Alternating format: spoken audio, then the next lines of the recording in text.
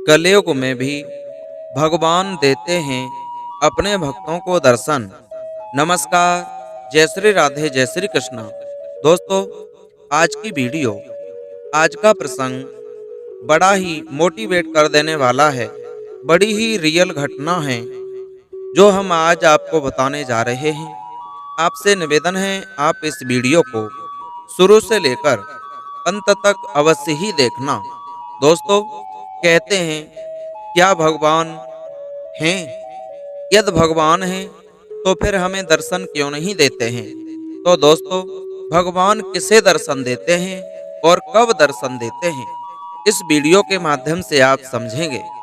कहानी शुरू करने से पहले निवेदन है आपसे कि इस वीडियो को आप शुरू से लेकर अंत तक देखना। आधा अधूरा छोड़ करके जाने की भूल बिल्कुल मत करना। कमेंट में जय श्री राम अवश्य ही लिखना। दोस्तों, कहानी उस समय की है।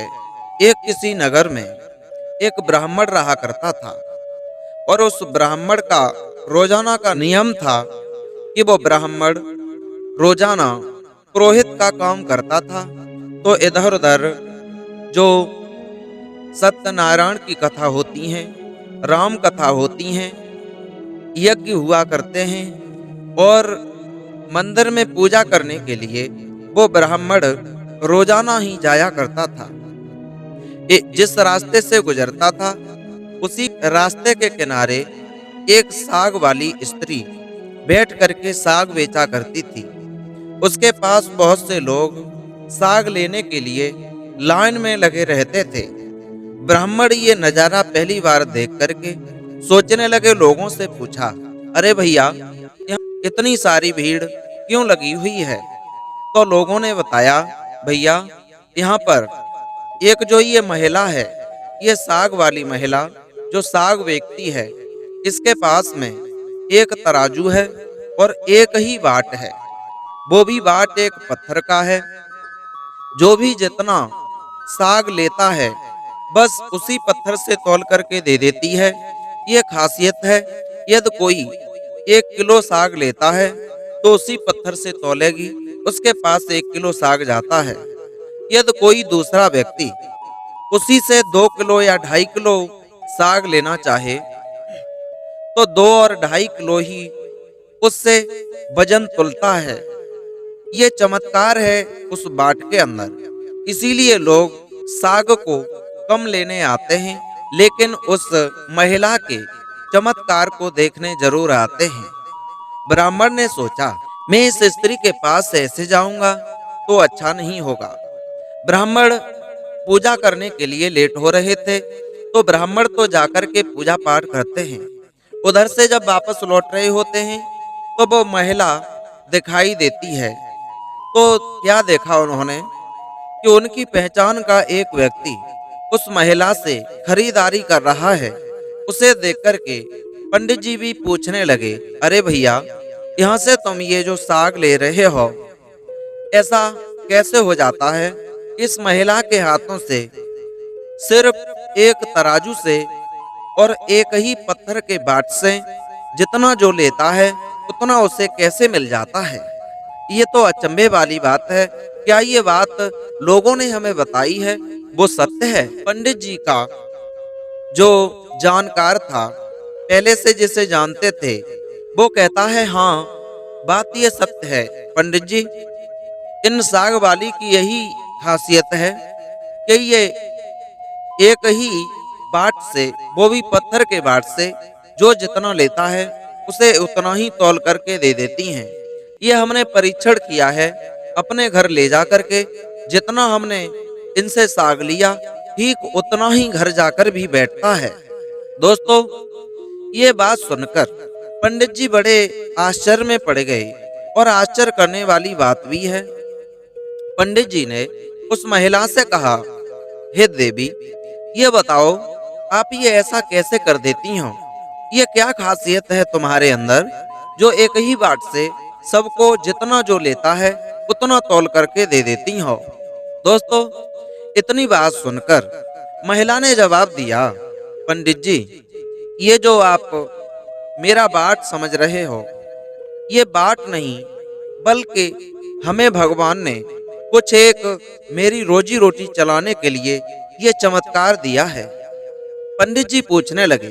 ब्राह्मण ने पूछा, ये बताओ, ये तुम्हें कहाँ से मिला और इस बाट को तुम कहाँ से लेकर के आई जो ये पत्थर का है? दोस्तों, आज उस महिला ने बताया, जब मैं अपने घर पर रहती थी तो मेरे भैया, मेरे पिता, मेरी माँ सब मुझ में बड़ी डांट लगाते थे, बड़े परेशान करते थे और मुझसे कहते थे कि तू कुछ कमाती नहीं है। और मैं कमाती कैसे? मुझे तो कुछ करना आता ही नहीं था जो मैं कुछ करके दो पैसे कमा सकती थी। लेकिन मुझे बड़ी शौक थी कि मैं गंगा स्नान करने को तो अवश्य जाया करती थी।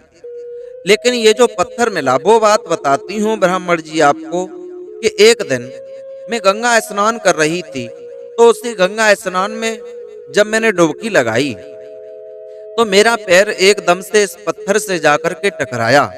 इस चिकने चुपड़े पत्थर को देख करके मेरा मन ललचा गया और इस पत्थर को मैंने उठा लिया और उठा करके अपने घर ले आई। लेकिन जब घर वालों ने मुझे तंग किया, परेशान किया पैसा कमाने के लिए, तो मैंने कहीं खेत से जाकर के साग को तोड़ा और लाकर के यहाँ रख लिया और लोगों को मैं इसी तरीका से बिक्री करती हूँ। ये पत्थर मुझे वहां से मिला। दोस्तों, ये जानकारी पाकर के ब्राह्मण देव ने जवाब दिया, क्या तुम इस पत्थर को बेचना चाहती हो? जवाब दिया, हाँ, विक्रय कर दूंगी। कितने पैसे लोगी? जवाब दिया, इतने तुम दे नहीं पाओगे। ब्राह्मण ने कहा, तुम जितना पैसा लो, मुझसे पैसा ले लो, जो सारी जिंदगी भर बैठ करके खाओ, लेकिन इस पत्थर को हमें दे दो। दोस्तों, ब्राह्मण देव अपने घर गए और घर जाकर के जो उस महिला ने, जो उस साग वाली ने अपने पत्थर की कीमत बताई थी, वो बहुत सारी बताई। उसी पत्थर को खरीदने के लिए ब्राह्मण देव बड़े चिंता में पड़ गए। ब्राह्मण की पत्नी ब्राह्मणी ने पूछा, पिया, बात क्या है? आज इतनी चिंता में क्यों हो? सारी हकीकत बताई है कि एक साग वाली है, उसके पास में एक पत्थर है और वो साधारण पत्थर नहीं है, बल्कि वो एक सालग्राम है, भगवान है। वो एक उसकी गंदे पल्लड़ में पड़े हुए हैं, साग की टोकरी में पड़े हुए हैं, उनका अनादर हो रहा है। अरे, हमारा कर्तव्य ये बनता है कि भगवान को साफ सुथरे स्थान पर लाकर के रखा जाए तो ज्यादा अच्छा होगा। दोस्तों, ये बात सुनकर के ब्राह्मणी भी बड़े अच्छे स्वभाव की थी।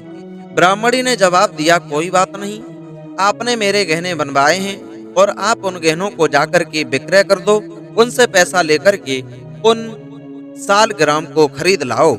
दोस्तों, सुबह होते ही होते ब्राह्मण ने अपनी पत्नी के सारे जेवर को लिया, सारी चीज लेकर के आज वो चले बाजार में जाकर के उस जेवर को बेचा और बेचने के बाद उस महिला के पास में पहुंचे और महिला से जाकर बोले, लो, ऐसे जितने तुमने मांगे उतने में पैसे लेकर के आ गया, इस पत्थर को हमें दे दो। दोस्तों, सालग्राम को यानी उस पत्थर को सब्जी वाली महिला से वो ब्राह्मण खरीद कर लेकर के आए, अपने घर पहुंचे। घर जाकर के उन्होंने उस पत्थर को बड़े एक उच्च स्थान पर रखा, एक चौकी लगाई, उन पर जाकर के स्नान कराने के बाद में विराजमान करा दिया और पुष्पों को लिया, पुष्पों को भी छिड़क दिया, पुष्प वर्षा कर दी उनके स्थान पर।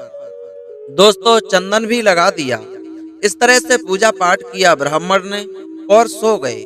जैसे ही रात्रि में सोए तो सालग्राम ने यानी भगवान ने ब्राह्मण को दर्शन दिए और जवाब दिया, है ब्राह्मण, तुम ऐसा करो, इस पत्थर को तुम खरीद कर लेके आए हो, इस पत्थर को उस महिला को वापस कर दो। वो सब्जी वाली जो महिला है, उसकी जिंदगी से खिलवाड़ मत करो, तुम उसे ये पत्थर वापस कर दो, यदि नहीं करोगे तो हम तुझे बर्बाद कर देंगे। दोस्तों, ब्राह्मण देव की आंख खुल गई, सोचने लगे, ये मैं क्या सुन रहा हूँ। ब्राह्मण ने कहा, ठीक है, मैं बर्बाद भले ही हो जाऊं, लेकिन इस पत्थर को नहीं दे सकता हूँ। भगवान ने सपने में अगले दिन कहा कि ये तू हमें अपने पास रख रहा है। तेरे हाथों से हम पूजा को स्वीकार नहीं करेंगे, तुझे हम बर्बाद कर देंगे। इसलिए तू पत्थर को वापस कर दे, जिस महिला से लेकर आया है उसे ही दे दे। दोस्तों, ऐसी बात सुनकर ब्राह्मण देव चिंता में पड़कर बोले, कोई बात नहीं, मैं इस पत्थर को तो नहीं दूंगा। दोस्तों, ब्राह्मण को हानि होने लगी, घाटा होने लगा। उनके घर पर एक जो गाय पली हुई थी वो खत्म हो गई। ब्राह्मण ने सोचा, ये सपना वास्तविक भगवान ने ही मुझे दिया है और सत्य है। ब्राह्मण को चिंता तो हुई, लेकिन वो जाकर के अगले दिन जब लेटे, पहले दिन जिस तरह पूजा पाठ किया, दूसरे दिन भी अब उन्होंने रोजाना का नियम बना लिया कि सबसे पहले स्नान करते, उसके बाद सालग्राम पत्थर को पूजा पाठ करके उच्च स्थान पर बिठा करके तब भोजन किया करते थे। अब वो जब रात्रि में लेट गए, फिर सपना हुआ। कहा कि ब्राह्मण देव, तू इस पत्थर को उस महिला को वापस कर दे, नहीं तो तेरे पुत्र को मार देंगे, तेरा पुत्र खत्म हो जाएगा। ऐसी बात सुनकर ब्राह्मण ने कह दिया, ठीक है, भले ही मेरा पुत्र मर जाए, लेकिन मैं अपने वचन से वापस नहीं लौटूंगा और मैं इस पत्थर को उस महिला को वापस नहीं लौटाऊंगा, क्योंकि ये साक्षात भगवान है और भगवान का वो अनादर कर रही थी, इसलिए मैं खरीद कर लेकर के आया हूं। आज दोस्तों, जब बार बार कहा, लेकिन कुछ दिनों के बाद में उसका पुत्र खत्म हो गया। दोस्तों, पुत्र भी खत्म हुआ। ब्राह्मण को कष्ट तो बहुत हुआ, लेकिन उस दुख को नहीं माना। कहने लगे, चाहे कुछ भी कर दो, लेकिन मैं अपने वचन का पाबंद रहूंगा, मैं इस पत्थर को वापस नहीं करूंगा। अगली रात फिर जब सोए तो फिर सपना हुआ, अभी कुछ नहीं बिगड़ा, तेरा पुत्र ही मरा है। ये तू नहीं मानेगा तो तेरी जो संगनी है, जो पत्नी है, उसे भी मार दूंगा। दोस्तों, ब्राह्मण ने कह दिया, मेरी पत्नी को भी मार दो, लेकिन मैं सालग्राम इस पत्थर को उस साग वाली महिला को वापस नहीं करूंगा। दोस्तों, जैसे ही कुछ दिन बीते, जो वादा किया सपने में भगवान ने, उसकी पत्नी भी खत्म हो गई, लेकिन ब्राह्मण अपने वचन से वापस नहीं लौट रहे। ब्राह्मण ने कहा, मैं लौटूंगा नहीं, चाहे कुछ भी हो जाए। दोस्तों, पत्नी भी मर गई। अब तो ब्राह्मण को देख देख करके अन्य लोग पागल समझने लगे, कहने लगे, ये तो मूर्ख है, इसकी सारी बर्बादी हो गई इस पत्थर के पीछे, लेकिन ये इस पत्थर को वापस नहीं करना चाहता है।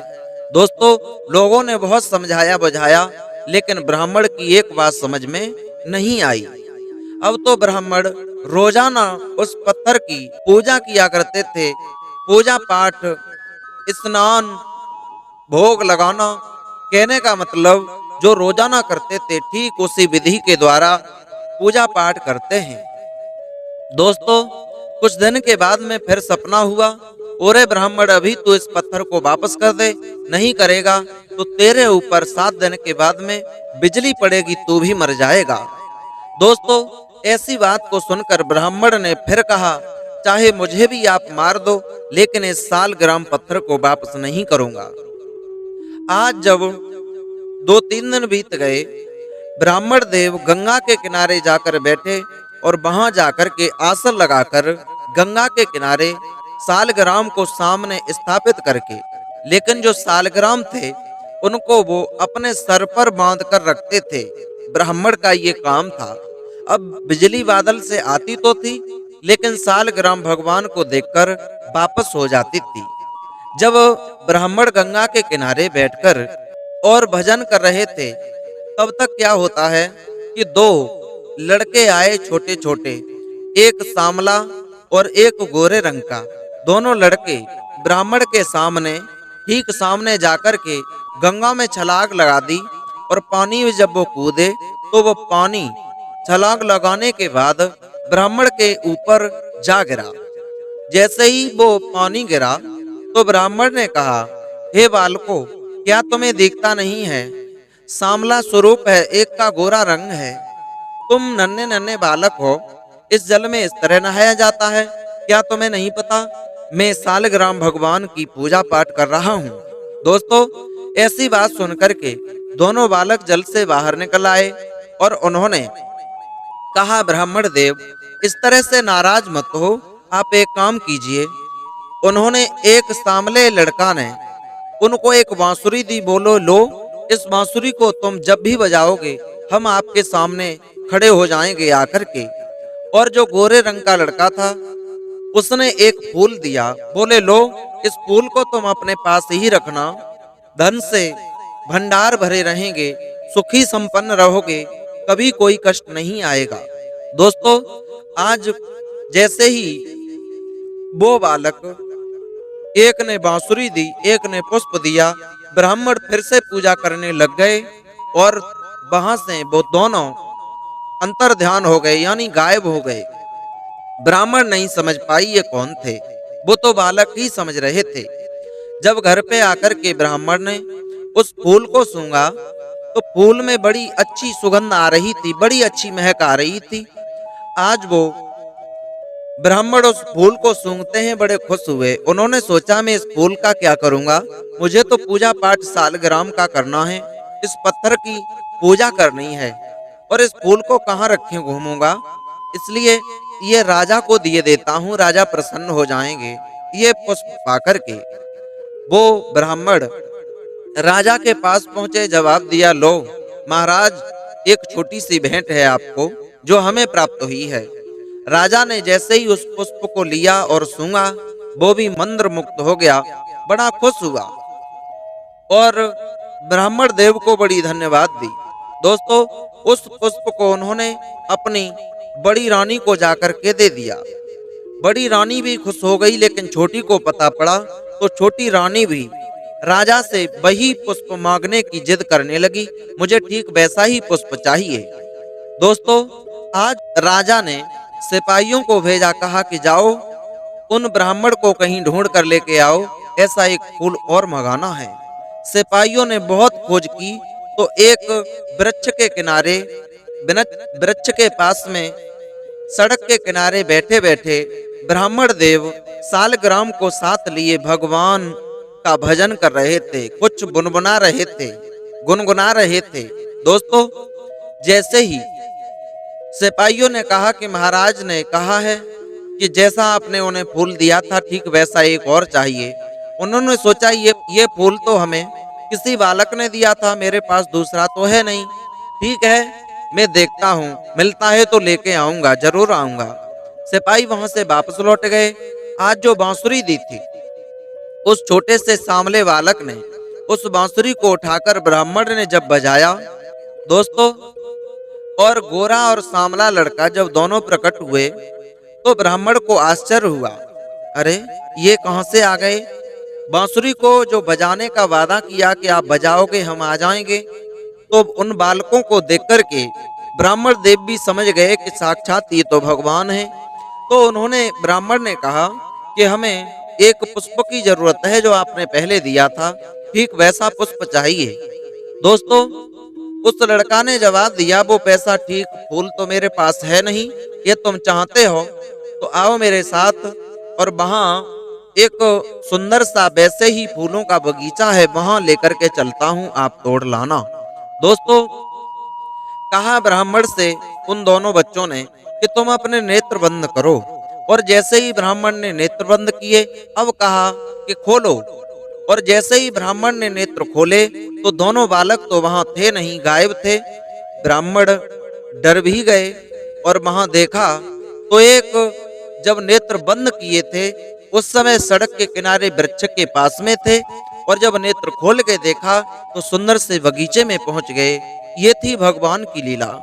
दोस्तों, जैसे ही सुंदर बगीचा में जब पहुंचे हैं, बड़ा अच्छा लग रहा था, स्वर्ग के समान मालूम पड़ रहा था। क्यारी क्यारी पे वृक्ष लगे हुए थे, वृक्षों पे पुष्प खिल रहे थे, पुष्पों पे भंवरा किलोले कर रहे थे, बड़ी अच्छी सुगंधी आ रही थी, कोयल कूक रही थी। उसी जगह पर एक छोटा सा महल सा नजर आया तो उन्होंने सोचा, ब्राह्मण डरे भी, सोचने लगे चलो आगे बढ़कर देखता हूँ। ब्राह्मण ने आगे बढ़कर के देखा तो क्या देखा दोस्तों, कि एक बड़ा ही सुंदर महल सा नजर आया। उस महल में जाकर के जब घुसे तो आगे 2 गद्दी पड़ी हुई हैं, लेकिन वो गद्दी सूनी है। आज ब्राह्मण ने उसी को मंदिर समझ करके जब अपना मस्तक टेका, और मस्तक टेकते वक्त ही वहां जो सालग्राम सर में बंधे हुए थे वो सालग्राम नीचे जमीन पर गिर गए और साक्षात भगवान प्रकट हो गए। दोस्तों, साक्षात भगवान प्रकट हो गए, लक्ष्मी नारायण प्रकट हो गए और जवाब दिया है, वत्स, हे ब्राह्मण, आपको हमने इतने कष्टों को दिया, हम तुम्हारे नियम संयम भक्ति से बहुत ज्यादा प्रसन्न हो चुके हैं, जो कि आपको हमने इतने कष्ट दिए, इतने दुख दिए, लेकिन आप अपने सत्य से नहीं डिगे, आप वादा के पक्के निकले, इसीलिए हम तुम्हें इस जगह पर स्वर्ग में लेकर के आए हैं। ये स्वर्ग है। दोस्तों, भगवान लक्ष्मी नारायण अपने आसन पर विराजमान हो गए और कहा ब्राह्मण से, जो तुम्हारा पुत्र खत्म हुआ, तुम्हारी पत्नी, तुम्हारी जो संगिनी थी वो खत्म हुई थी ना, वो सामने देखो, सामने खड़ी है, वो भी हमें बंधन कर रही है, नमस्कार कर रही है। दोस्तों, ब्राह्मण ने देखा तो बच्चा भी मुस्कुरा रहा था और वो पत्नी भी मुस्कुरा रही थी और ब्राह्मण भी बड़े खुश हुए। तो भगवान ने कहा, हे ब्राह्मण, आपके ऐसे संयम नियम से स्वयं तुम्हें नहीं दर्शन हुए, बल्कि तुम्हारे पुत्र और तुम्हारी पत्नी को भी, तुम्हारा परिवार भी स्वर्ग में आ गया, सिर्फ एक आपकी वजह से। दोस्तों, भगवान ने कहा, अब तुम यहीं रहोगे, स्वर्ग में रहोगे, उस मृत लोक में नहीं रहोगे। दोस्तों, इस तरह से भगवान ने अपने भक्त को दर्शन दिए। इस प्रसंग से हमें सीख मिलती है कि हम भगवान का पूजा पाठ तो करते हैं, और जब हमारे ऊपर कोई आपत्ति या मुसीबत आती है उसमें हम भगवान को उल्टा सीधा कहने लगते हैं। यदि भगवान होते तो हमारी रक्षा करते, ये हमारी रक्षा क्यों नहीं कर रहे, कष्ट पे कष्ट क्यों आ रहे हैं। तो दोस्तों, इस कहानी से आप समझ गए होंगे कि भगवान हमें कष्ट क्यों देते हैं। भगवान कष्ट देकर के हमारी परीक्षा करते हैं कि हम तुझे दर्शन तो देंगे, कहीं ऐसा न हो तू अपने वचन से, कहे हुए वचन से भटकेगा तो नहीं। ये तू न भटकेगा तो हम दर्शन जरूर देंगे। भगवान की कृपा तब होती है जब अपने नियम संयम से अपने कर्तव्य को करते रहो। दोस्तों, उम्मीद है आपको ये वीडियो पसंद आई होगी, अच्छी लगी होगी। यदि अच्छी लगी तो चैनल सब्सक्राइब करें, लाइक शेयर कमेंट करना न भूलें। फिर मिलते हैं ऐसे ही नए इंटरेस्टिंग टॉपिक के साथ, मोटिवेट करने वाली कहानी के साथ। तब तक के लिए सभी भक्तों को जय श्री राधे, जय श्री कृष्ण, जय हिंद, जय शिव।